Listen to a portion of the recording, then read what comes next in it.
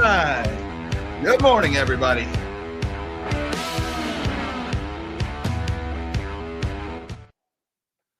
Good morning, all you magnificent melon heads of the world. Happy Friday, everybody. Today is September 12th, 2025. And our top story this morning, I love to talk about this. This is my favorite top story of any morning, silver. It's my favorite of the shiny. If you guys don't know, silver is pretty much the reason why this channel exists in the first place. I made my first video during the silver squeeze, and, well, it looks like we're back. Although it looks really different this time. Sometimes the silver squeeze you get is not the silver squeeze that you wanted or that you expected.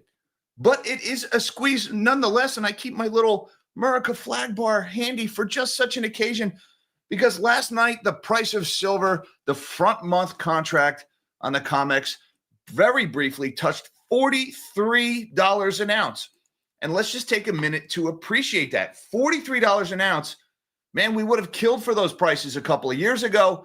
Now, look, we're back down now. We didn't spend very much time there. We went as high as 43.09 overnight. We sold off a little bit, but the metal's still up this morning.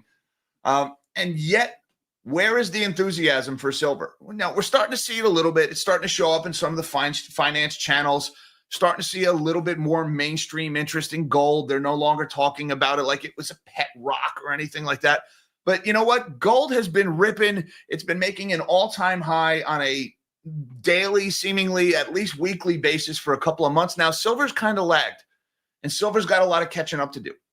And we've been talking about this a lot on this channel, about the gold to silver ratio. We've talked an awful lot about it on my Patreon group with my magnanimous melonheads on Patreon and YouTube. Shout out to you guys. Thank you for supporting the channel.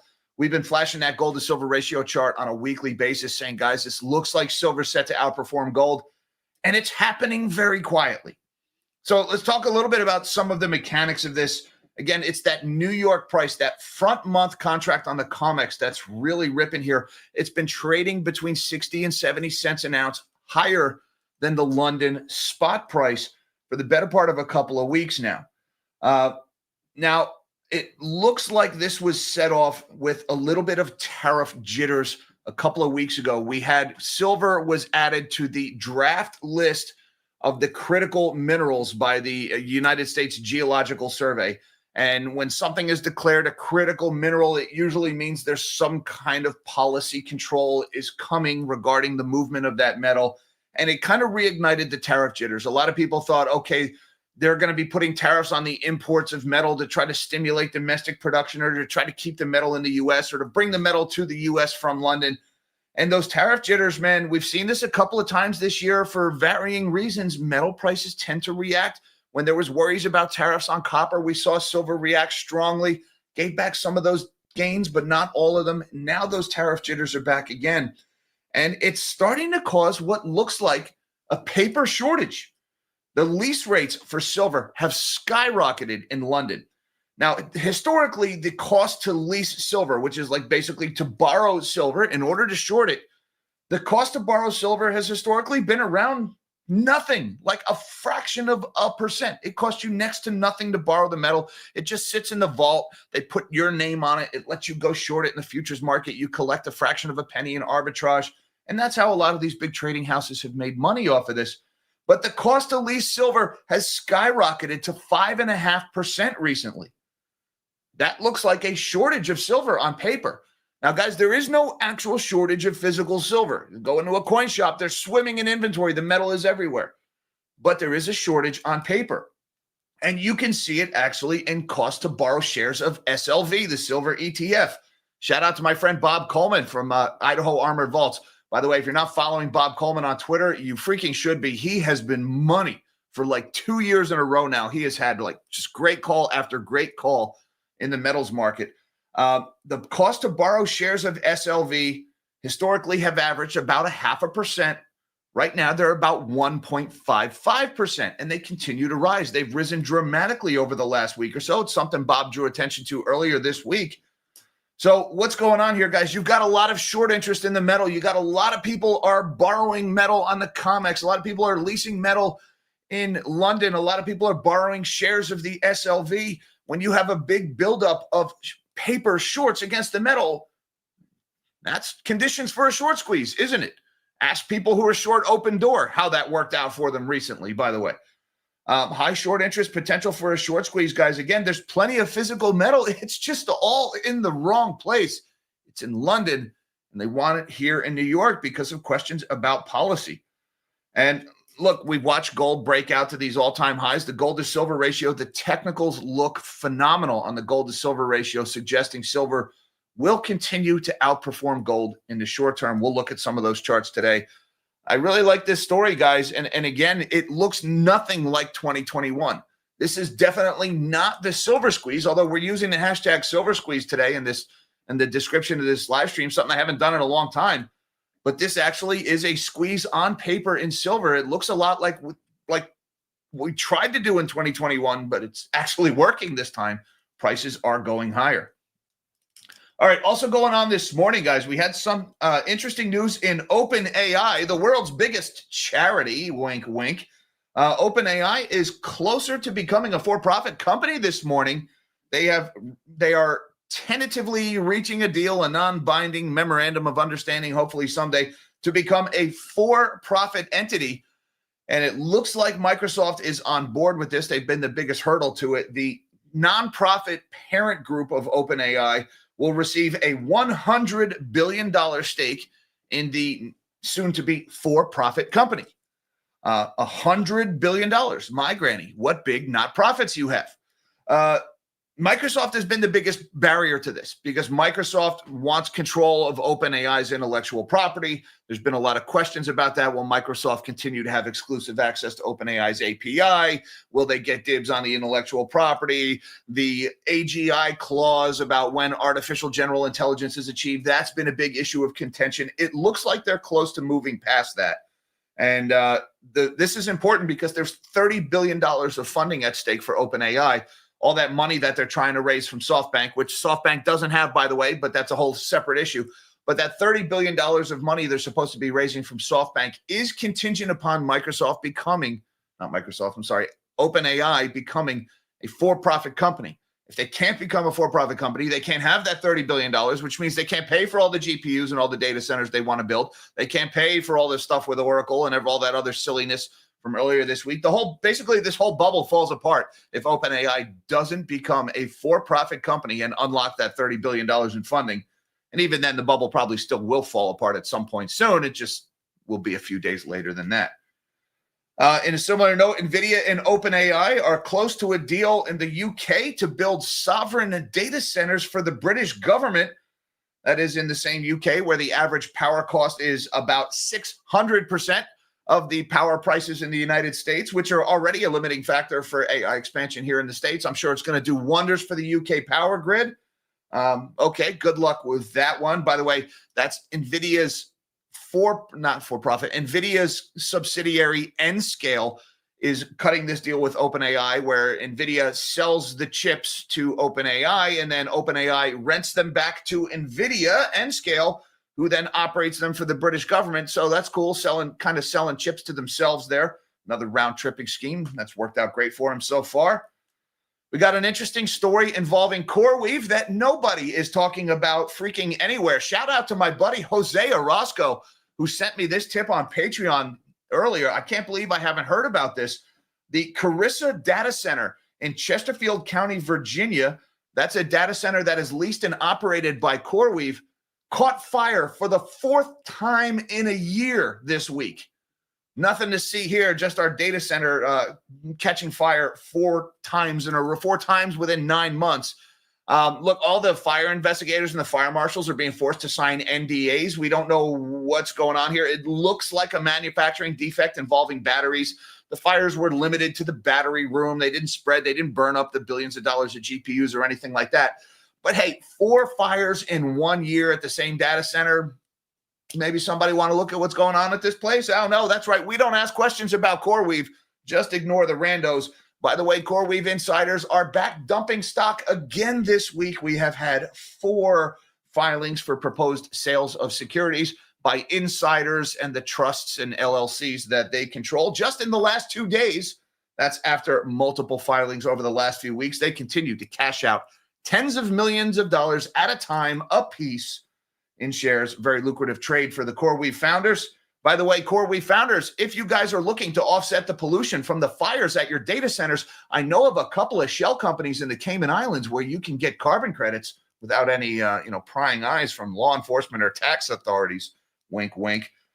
We got a big merger from Paramount and Warner Brothers this morning. That's the Ellison family is driving that one. The son of Larry Ellison, who's now like the richest guy in the world because of his stake in Oracle, that whole story about Oracle rallying like 80% earlier this week. Well, they're going to take all that Oracle money and they're going to buy a media conglomerate with it. That's going on this morning. We got to talk about Tricolor's social bonds. I did a video earlier this week about Tricolor Auto Group and their bankruptcy. Now we got to talk about their AAA rated social bonds and what's going on there. And last but not least, the EU is placing export taxes on aluminum scrap. This is an interesting story here. It's not like this big, like earth-shattering news, but there's been a lot of news about the aluminum market over the last couple of days. People trying to corner the market, Malaysian inventories.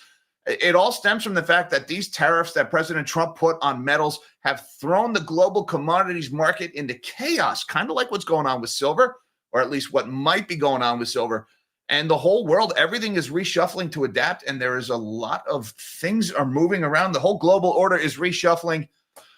Oh, we've got so much to talk about, and it's only 9:16 in the morning. Hey, how about we shrink my big melon of a head, and let's see what's going on in markets this morning.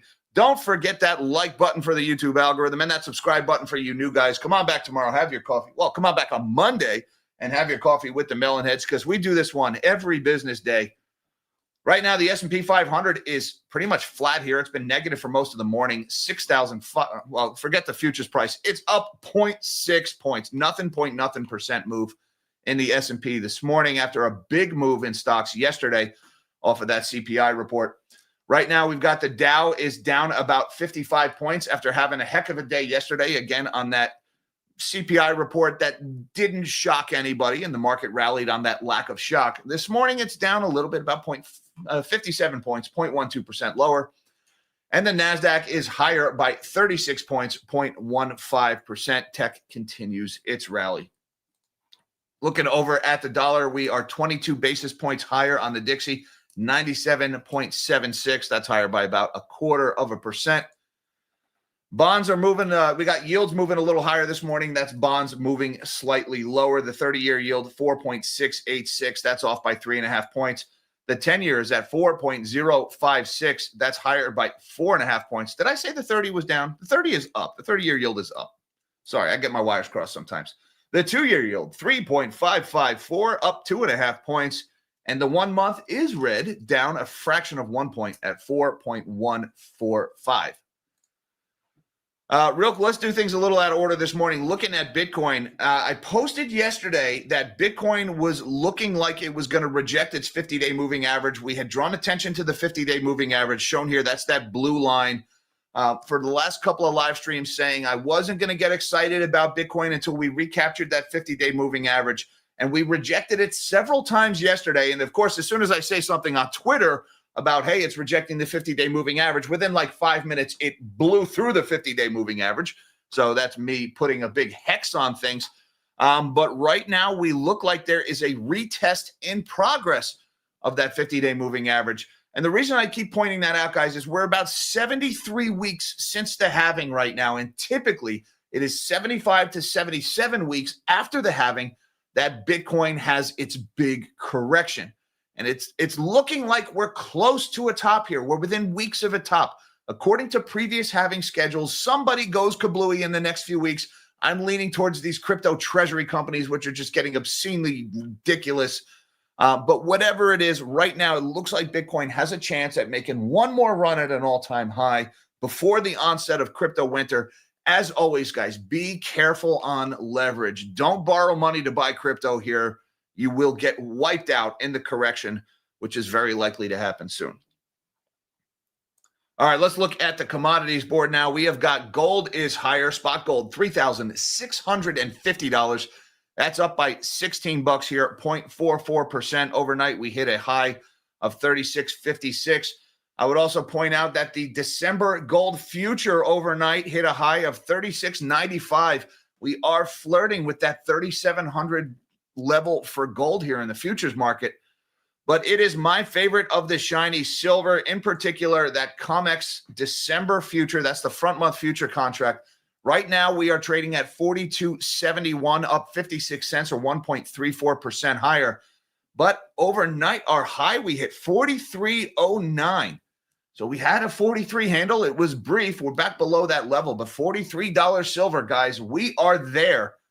Now, the spot price, interestingly enough, the London spot price, well below that level, currently at 42.07.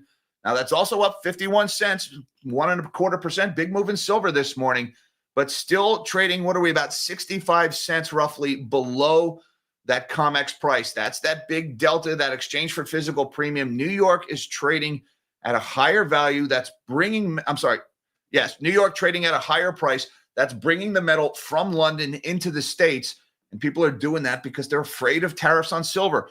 We don't know if there's going to be tariffs on silver. We've had this worry several times already this year, only to be disappointed. This is now, by my count, the third time the market has run up anticipating tariffs on silver, only to be disappointed. So maybe this fizzles out again, but the price stays higher when it fizzles out. Either way, guys, I like the shiny. Let's touch some other things before we look at the charts. Copper is down about 0.07%. We've got platinum is up by 0.8%. Palladium is higher by about 1.8%. Crude oil catching a bit as well this morning, 1.3% higher, $63.21 for October WTI futures. Now, let's talk a little bit about the mechanics of this squeeze here. Silver borrowing costs surge on tariff-driven supply jitters. This is a few days old. This is from Monday here, but it does show what's going on here. In particular, look at this chart here, guys. This is those silver lease rates shown on this chart in Bloomberg. They spent most of the last few years bouncing around nothing point nothing. All right. I mean, typically it's very cheap to lease silver in order to short it. It's very cheap to borrow metal. It just sits there. They don't even move it, just a fraction of a percent. But all of a sudden this year, it's gotten more expensive. And right now we are at a high of 5.5%.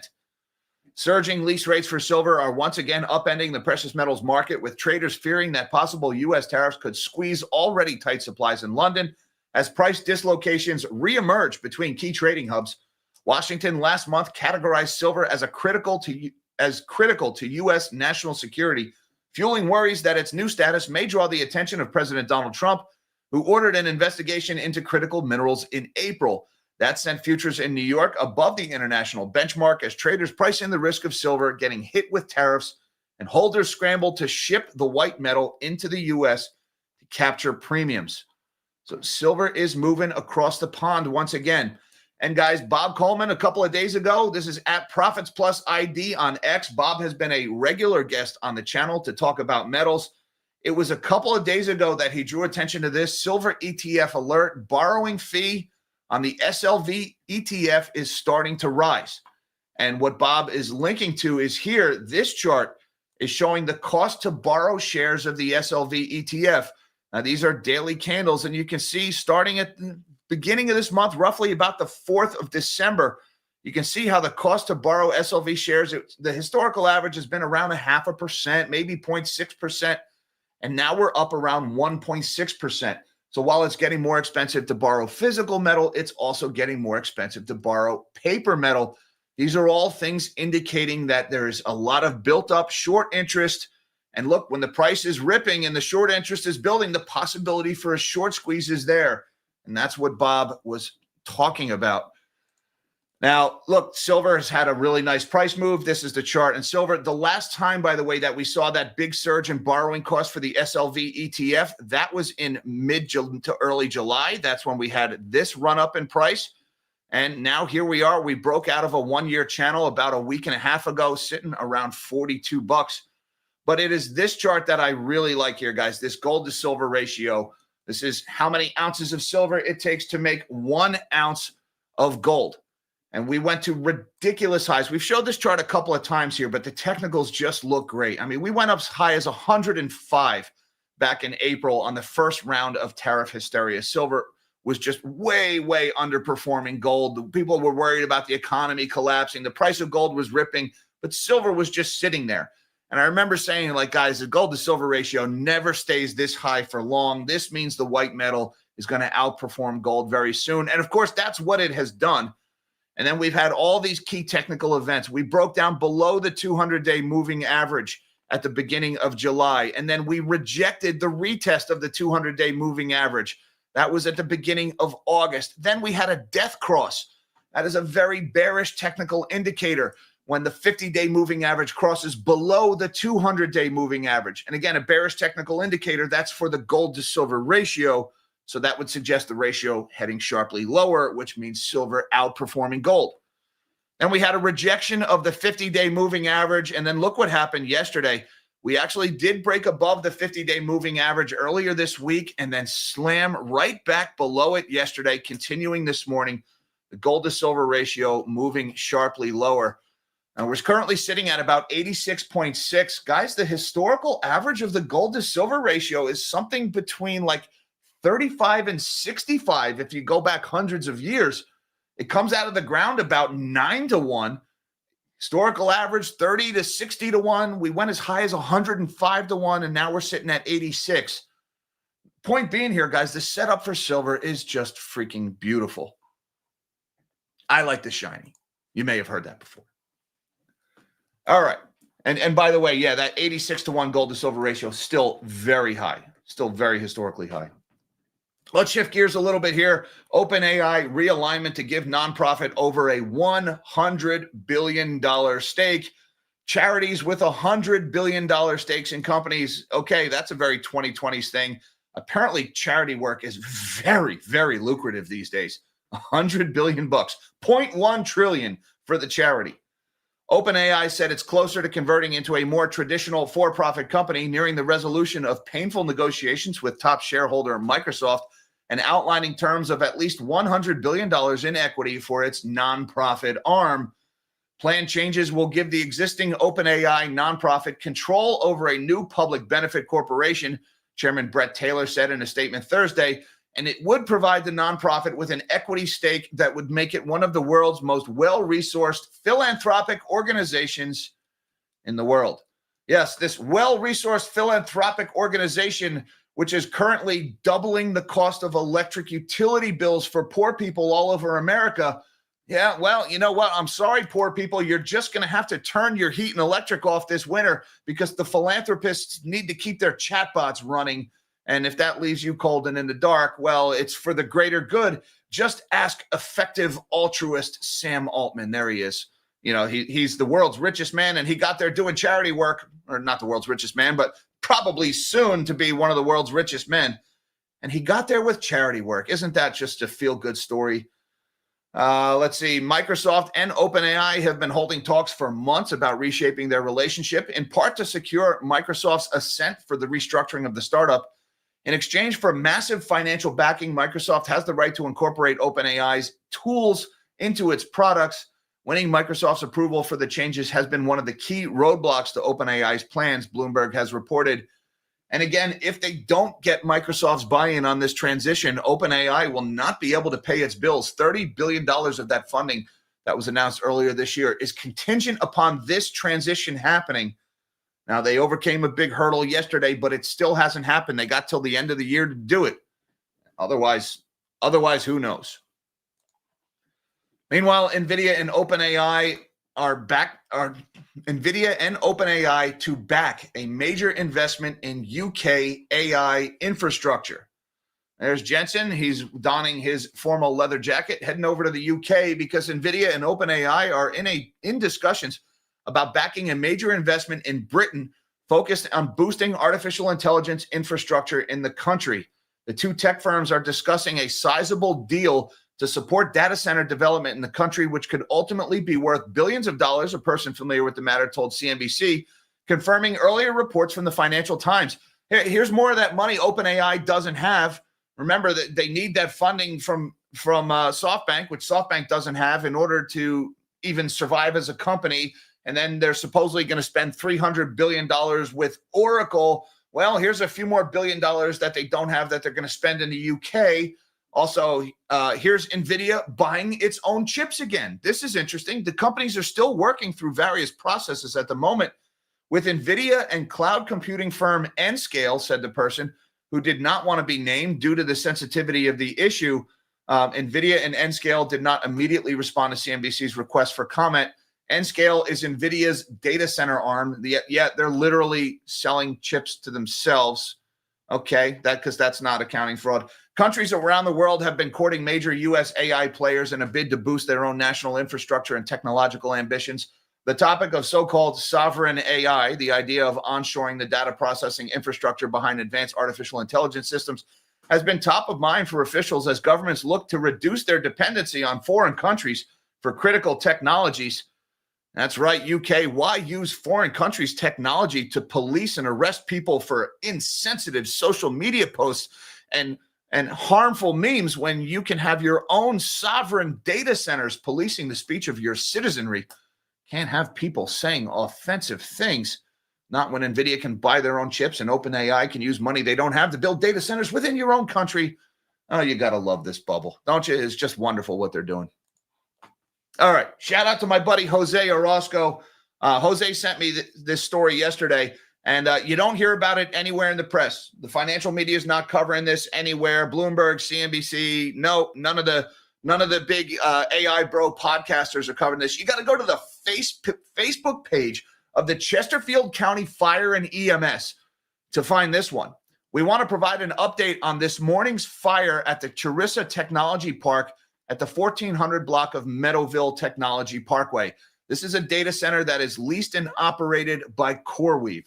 Chesterfield Fire and EMS has wrapped up operations at the facility following this morning's fire, which was contained by the sprinkler system to a battery room. Crews remained on scene throughout the day to control flare-ups, which can happen with dealing with fires involving batteries. This is the fourth incident in the last year at the facility. All of these fires have involved batteries, by the way. The company is actively working with the Chesterfield Fire Marshal's office to address the root cause of these incidents and to reduce the risk for future fires. And this is hilarious. I love this sentence at the end. It's worth noting fires at data centers like this are rare, and we are optimistic that proposed improvements at this facility will address the current concerns. All right, one sentence ago, they told us this was the fourth fire at this facility in a year, and then they tell us that these fires are rare. Well, I would point out, guys, that fires are particularly rare when CoreWeave's lawyers are allowed to proofread the public statements put out by the Chesterfield fire officials. Yeah, fires are very rare for the fourth time this year. We're having a lot of rare fires, guys. Don't pay no attention here. Oh, yeah. Oh, by the way, CoreWeave, they're dumping stock as well. These are the SEC filings from CoreWeave's investor relations website, and we have had 4 more filings in the last 2 days on the 9th and the 10th for proposed sale of securities. This is CEO Michael Trader and co-founder Brandon McBee and the trusts that they operate, or the LLCs that they control, selling tens of millions of dollars each several times, dumping. I don't know how much these guys have sold. It's in the billions. CoreWeave's founders have cashed out billions of dollars since this lockup has expired, and they're continuing on a near daily basis. They do take the weekend off. It's worth pointing out these guys are not selling stock on the weekend because markets are closed. So you got that going for you. But if markets are open, chances are they're dumping stock. But you'd never guess CoreWeave shares are trading at, the market is now open, $112.69. Nearly triple their IPO price. Congratulations, guys. If you bought this stock since the IPO, you are exit liquidity for CoreWeave's executives and Magnetar Capital. Meanwhile, we've got a big merger this morning. Paramount Skydance prepares Ellison-backed bid for Warner Brothers Discovery. This is a very big merger in the media industry. Paramount Skydance is preparing a majority cash bid for Warner Brothers Discovery that's backed by the Ellison family, according to people familiar with the situation. The bid will be for the entire company, including its cable networks and movie studio. Warner said last year that it planned to restructure into 2 operating divisions, one focused on legacy cable TV and the other on streaming and studios. Warner Brothers has a nearly $33 billion market cap on early Thursday prior to the report on the potential bid, more than double that of Paramount Skydance, which is going to buy them. A bid hasn't yet been submitted and plans could still fall apart. Warner shares rallied in pre-market trading Friday. They jumped nearly 30% on Thursday afternoon after the Wall Street Journal's report on the potential bid, while Paramount Skydance shares rose nearly 16%.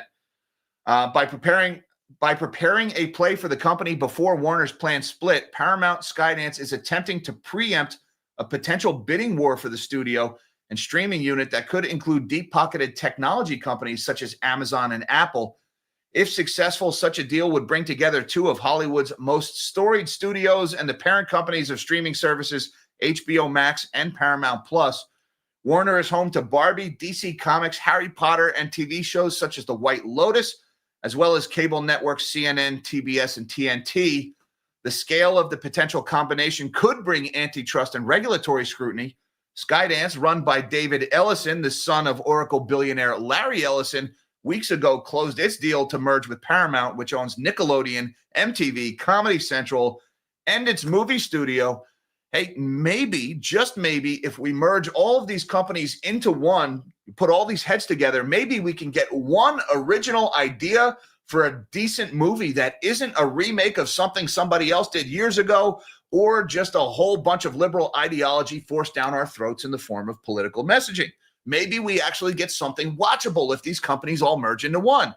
Or maybe the problem just gets worse.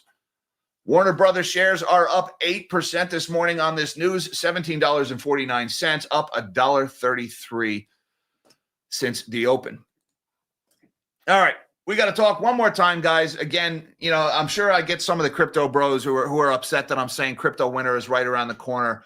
But look, the fraud gets frothiest right at the top, right before the burst. And here's another one. This is from a few days ago, but another 1,000% gainer. Caliber Company surges on digital asset purchase a day after 8co's 3,000% gain. And we talked about 8co. It was ticker Octo. Now it's ticker Orbs. They became a WorldCoin treasury company, and the stock rallied 3,000%. It's since sold off like 2/3 of that amount. It's basically a pump and dump. Now we've got this one. A loss-making asset manager saw its stock leap on Tuesday in just the latest example of how a corporate announcement of the purchase of a digital asset has sparked sensational returns. Caliber Company shares, which ended Monday at $2.15, soared by over 1,000% to $35 in New York following the company's announcement that it had purchased Chainlink tokens, another shitcoin treasury company, a move it previously said it would undertake. This comes one day after 8co stock Octo surged to $45, up from $1.45 on Friday after a $250 million investment from Sam Altman in the Sam Altman cryptocurrency WorldCoin. All right, so we got this Caliber Co. company. They rally 1,000% to $35 because they're going to buy Chainlink. Let's see what's happened in the 2 or 3 days since then. Oh, look, hey, look at this chart, guys. If that looks like a pump and dump to you, congratulations, you're paying attention, because that's what a pump and dump looks like. All right, the stock is like worth $2. They announced they're buying a shitcoin, and the stock rallies over $50, over 1,000%, and then it sells off back down to $8. All right, it's still up a few 100% from where it was trading at. But hey, if you bought this thing in the 40s or the 50s, all right, good luck to you guys. It's also a cautionary tale about chasing these stories, all right? By the time you hear about one of these crypto treasury companies popping up, it's already too late. You've missed the trade, all right? So don't chase into these names.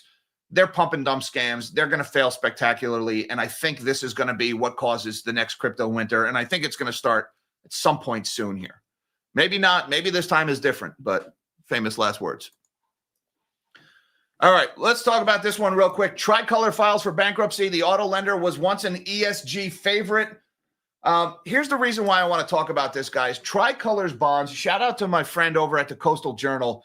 Tricolor's auto loan-backed ESG bonds, and I'm not going to repeat everything I did in that video the other day, but these bonds, there was a AAA-rated tranche of these bonds that was sold. They're currently trading at 78 cents on the dollar. All right. Now, these bonds were just issued back in June of this year, and they were a small subset of them were AAA rated.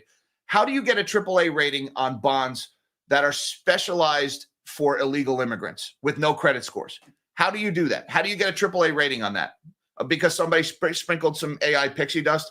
Well, now the people who bought those bonds, which is almost certainly pensions and retirement plans, are trading at 78 cents on the dollar. They've taken a 22% haircut. All right. And by the way, inflation has eaten away at that money at the same time. So they're losing a ton of money when they need that money to grow. These were deemed social bonds. The Treasury Department certified Tricolor as a community development financial institution, which was this wonderful asterisk that you could put next to the name of an issuer. And then all of a sudden, all the ESG funds would just scramble to buy your debt, even though that debt was clearly dog shit. It doesn't matter. It says ESG on it. It's a CDFI. Oh, they're so socially responsible. Buy these social bonds. A few months later, they're 78 cents on the dollar. All right. And by the way, are we going to have a conversation about ESG investing and how it flies in the face of fiduciary requirements? How, financial advisors and asset managers have a duty and obligation to get the best possible return on investment for their clients, not to push their own political ideology into those investment decisions? It should be illegal to do this, but it's not. And now these people are getting 78 cents on the dollar. They're probably going to get even less than that because the company's bankrupt. They committed fraud. Oh, but don't worry. We checked boxes and it made us feel all warm and fuzzy. I'm sure the people whose pension fund is taking a hit right now are going to rest easy at night knowing their money went up in smoke because somebody's political ideology influenced the investment decision on their behalf. And I'm willing to bet most of the people who own this stuff had no idea this was even done. Their asset managers, their financial advisors put them in this stuff without their knowledge. Be careful who you trust, guys. All right. I just want to say real quick, thank you very much to Uncle Fester for supporting the channel. He says, happy Friday, Jack. I purchased a replacement iron for a soldering station yesterday. Price was $134.97. Tariff was $59.39. Wow. Well, hopefully we start making soldering irons in the United States again soon. But there you go. I mean, guys, we'll call that anecdata, right? Thank you, Uncle Fester, for that. Tariffs bleeding through to consumer prices. $59 on a $135 purchase. Look, guys, for every action, there's an equal and opposite reaction, right? The laws of economics are very similar to the laws of physics right now. We want higher pay in the United States. We want to bring back manufacturing. We want to reshore manufacturing so people can make a better living in this country. That is the goal. And it's a noble one. But the equal and opposite reaction means consumer prices are going to go higher in order to pay for that. Now, maybe some companies reduce production. Maybe some companies eat some of the tariffs, and it's debatable about to what extent that's going to happen. But it is a fact. Some of this is going to bleed through to consumer prices. And you can see it there with Uncle Fedster. It's just worth pointing that out, guys. Equal and opposite reaction. Higher prices because of tariffs. Thank you, Uncle Fedster, for the super chat and the support of the channel. Good luck in your soldering, sir. Maybe that soldering iron is going to be great. Or maybe, it's like just a little bit improved solder iron. Maybe it's got like a digital display on it, and therefore we can hedonically adjust away that price increase so it doesn't show up in CPI. I don't know. We're just thinking outside the box. Hey, shout out to Tom Dillon. Thank you, Tom, for the super chat and for supporting the channel. He says, 2 analysts remarked on another channel that interest rate cuts would have a negative impact on metals prices. I thought rate cuts equals easy money equals inflation. Isn't that rocket fuel for gold? What am I missing? I don't know how they're getting there. I didn't see the commentary you're talking about. Rate cuts being negative for metals prices. I don't think so. I don't think off the top of my head, no, because typically metals compete with bonds for safe haven dollars. And when interest rates go lower, bonds become less attractive, metals become more attractive. So, fundamentally, no. Now, that being said, guys, it is possible there are some ways that this rate cut in September could be a selling of the news event. All right. There's been so much commentary on the September rate cuts, thanks in part to the politics of the rate cuts and Fed independence. And then everybody pre-positioning and hyperventilating over every data point about what will the Fed do, when will the Fed do it. The odds of the Fed cutting is now a virtual certainty. And so when that cut happens, it's not going to surprise anybody. So we shouldn't have any big move higher in anything. It's already priced in. That creates the risk of maybe this becomes a selling of the news event where people are like, okay, it's already here. Let's take my profits now that it's happened. That's a very common phenomenon in investing. And I don't know that that's what these analysts were alluding to, but it's very possible that's what happens. And it's also worth pointing out that historically, the beginning of a rate cutting cycle precedes some kind of black swan economic event that creates economic malaise and asset prices crater because of it, because the Fed is usually a little late to act when they do act. So maybe the analysts were pointing to that. I didn't see this particular segment, so I can't tell you what they're getting at. But if you think rate cuts are going to be bearish for gold, that's two possible ways that that could happen. Number one, selling of the news, people just taking profits, sending prices lower, or the fact that the rate cut indicates something wicked this way comes, and therefore prices, asset prices, including gold and silver, going lower. But fundamentally, lower interest rates means higher gold prices. That's typically, not 100%, but typically how the prices move. Thank you very much, Tom Dillon, for supporting the channel. Tom is back again. He says, bought a lot of silver in 2022, around $19.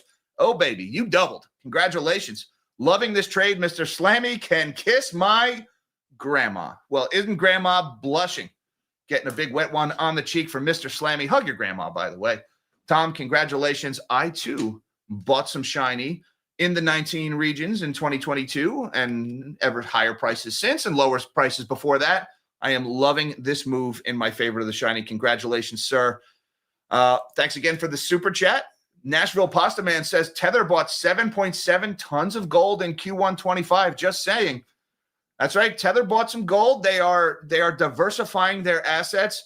Let's keep in mind, guys, Tether says things. Tether does not get audited, so they're not independently verified, and Tether's been caught lying in the past.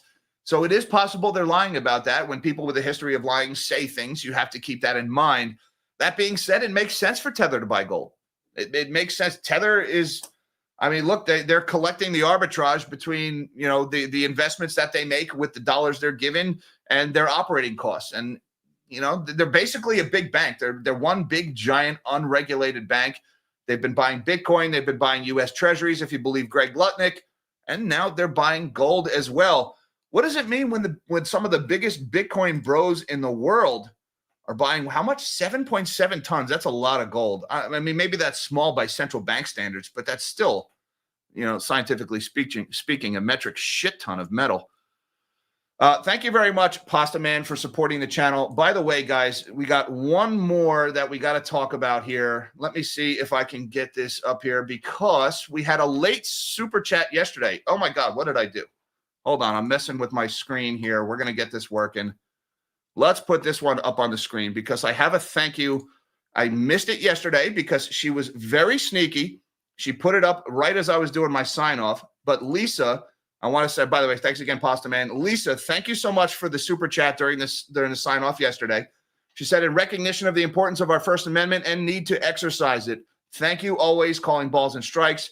And last but not least, a blessed happy birthday to my dear hubby, Chuck. A somber day, but so much to be grateful for. All right, we covered the negative stuff yesterday, so let's focus on the awesome in this. First of all, Lisa, thank you so much for being so sneaky and supporting the channel. Happy birthday, Chuck, belatedly. And yes, guys, just to remember, a lot to be grateful for.